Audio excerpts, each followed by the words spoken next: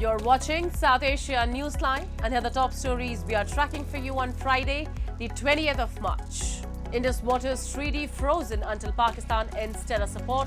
India asserts at UN. Pakistanis feel the pinch as fuel prices soar. PM calls for conservation.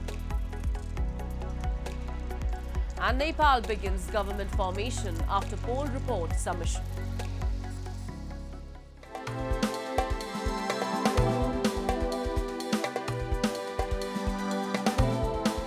And now for all the details.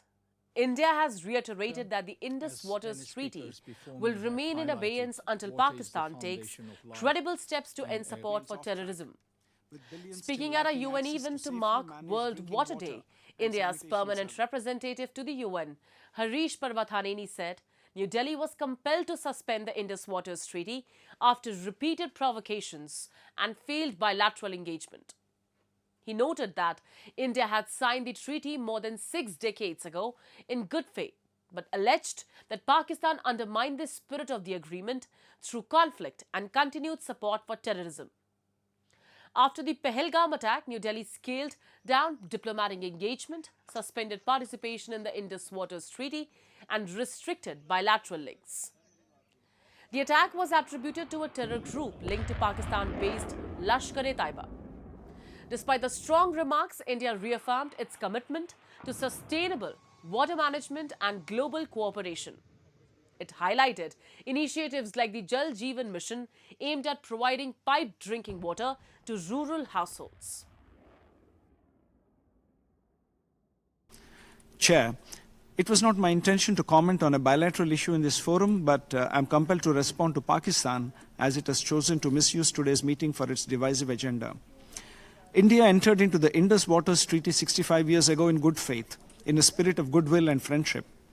Pakistan violated this spirit by inflicting 3 wars and thousands of terror attacks on India.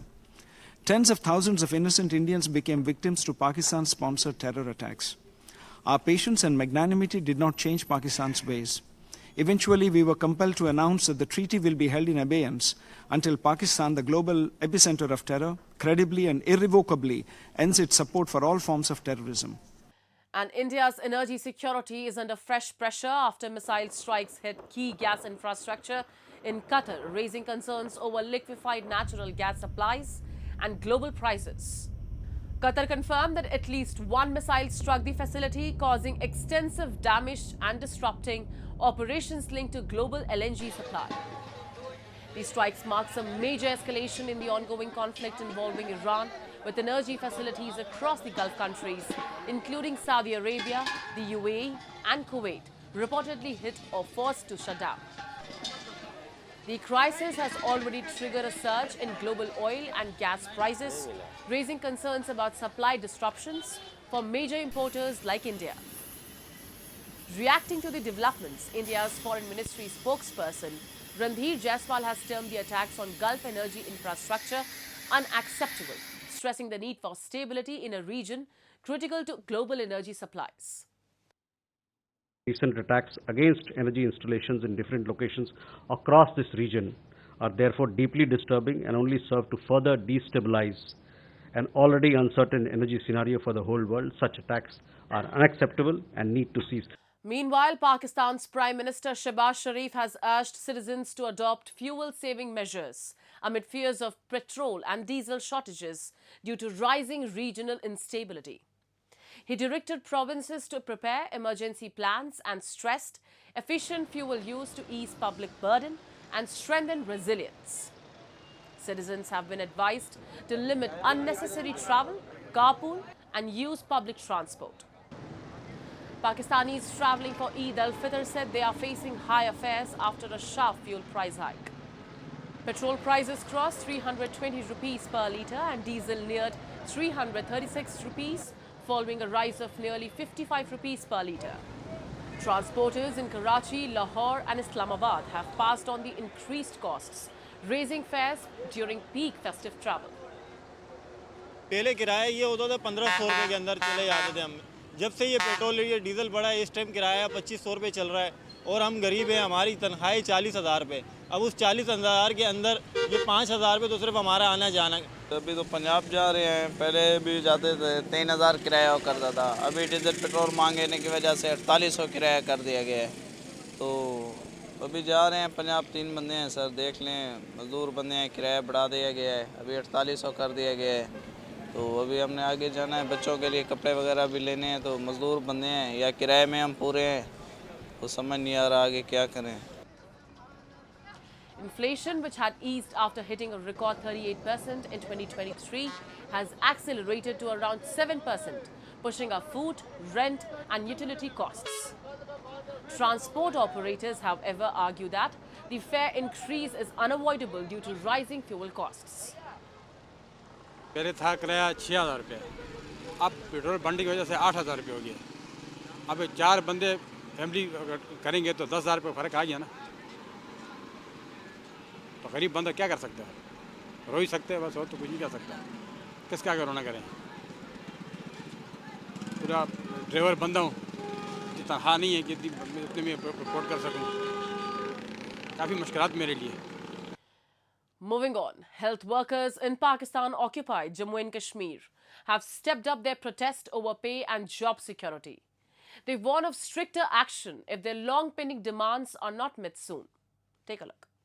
Health Department employees in Pakistan-occupied Jammu and Kashmir are on a strike since the past 1 month, demanding salary hikes, a proper service structure, and allowances. Hundreds of workers, including women, marched to the Central Press Club, raising slogans against the finance secretary. While emergency services were initially maintained through token strikes, they have now escalated their agitation, accusing the government of ignoring their long-pending demands since 2009. They highlighted the plight of female health workers who have served for decades without pensions or job security, calling it a major injustice. आज पूरा रमज़ान हो गया, तकरीबन हमारे 25-26 दिन हो गए। यहाँ हम अपने मुतालबात पेश किए हुए, हमारा चार्टर ऑफ डिमांड जो गवर्नमेंट के पास पहुँचा हुआ है, उस पर अभी तक कोई पेशरफ नहीं हुई। इसलिए आज जो हमारा जो एहतजाज है, और यहाँ जो हमारा डिवीजनल लेवल पे जो एहतजाज है, उसके लिए हम सारे लोग यहाँ जमा हुए हैं। और हम हुकूमत आज़ाद कश्मीर से ये अपील करते हैं, बिलफौर हमारे मुतालबात पूरे करें। कोई भी ऐसा मुतालबा नहीं है जो कोई गैर कानूनी हो, या कोई जिसमें हुकूमत को उस मुतालबे को पूरा करने में कोई दिक्कत हो रही हो, क्योंकि ये मुलाजमीन हैं, ये एसेंशियल सर्विसेज के मुलाजमीन हैं, और इनका हक है, और इनको ये दिन रात मेहनत करते हैं और 24 घंटे ड्यूटियां दे रहे हैं। तो इसलिए इनके जितने भी मुतालबात हैं, जायज मुतालबात हैं, इनको फौरी तौर पे हल किया जाए। Protesters say essential services staff continue to work round the clock, but their demands remain unmet. They warned of stricter action, including a complete shutdown of hospitals and a march to the capital if the government fails to respond. हड़ताल कर रहे हैं, जिसमें हमारे जो है health allowance है, हमारे जो रिस्क अलाउंस हैं, और उसके अलावा हमारे हेल्थ वर्कर जो है उनको अभी तक उन्होंने मुस्तकिल नहीं किया। फिर MNCH का जो प्रोग्राम था, उसकी जो हमारी ख्वातीन है उनको मुस्तकिल नहीं किया।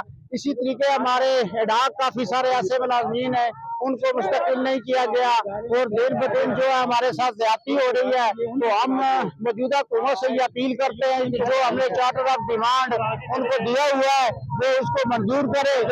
And the government formation in Nepal is now officially underway after the Election Commission has submitted its final report to President Ram Chandra Paudel, marking the conclusion of the general elections. The report includes the final list of all 275 members elected to the House of Representatives through both the first past the post and proportional representation systems. Earlier, certificates were distributed to 110 lawmakers elected under the proportional representation system. The oath-taking ceremony for newly elected lawmakers has been scheduled for March 26th. According to Nepal's constitution, the president will now invite the leader of the majority party to form the government under Article 76. If confirmed as parliamentary leader, Balendra Shah is set to become the next Prime Minister. The President is expected to convene the first session of the Federal Parliament within 30 days. The first parliamentary meeting will be chaired by the senior-most member, followed by the election of the Speaker and Deputy Speaker. Under the results, the Rashtriya Swatantra Party has emerged as the dominant force, securing a near two-thirds majority in Parliament. The party had projected Balendra Shah, popularly known as Balan, as its prime ministerial candidate.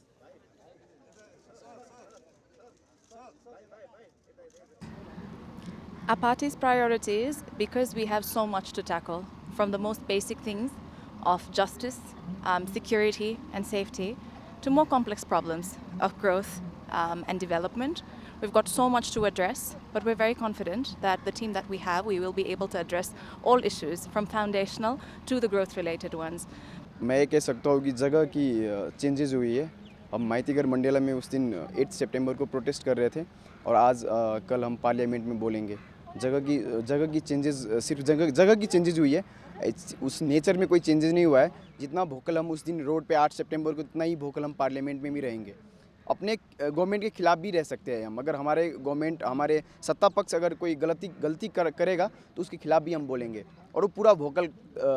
Thousands of Muslim devotees in parts of southern India gathered at mosques on Friday to offer Eid al-Fitr prayers and pray for peace in West Asia. Worshippers prayed in unison and greeted each other warmly ahead of celebrations and festive meals later in the day. Eid al-Fitr marks the end of the holy month of Ramadan. This year, the festival comes amid tensions in West Asia, including the ongoing US-Israel-Iran conflict. In Kerala, Eid al-Fitr was observed on Friday, a day earlier than in most parts of India, aligning with Saudi Arabia, reflecting local moon sightings and the region's long-standing tradition of following the Gulf calendar.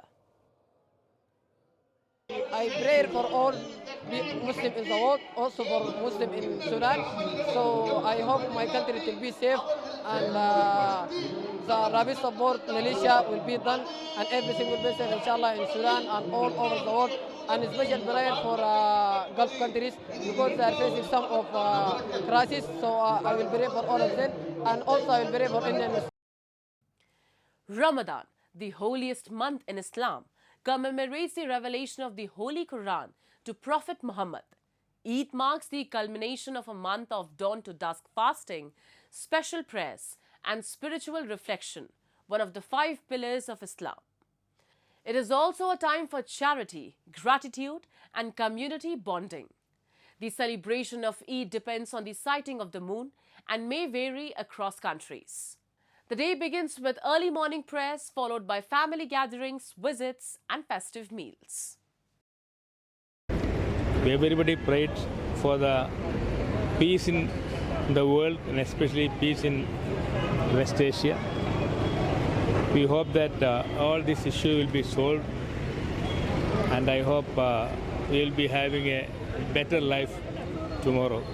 That's all in tonight's edition. We will see you same time next week. Have a great weekend. Good night.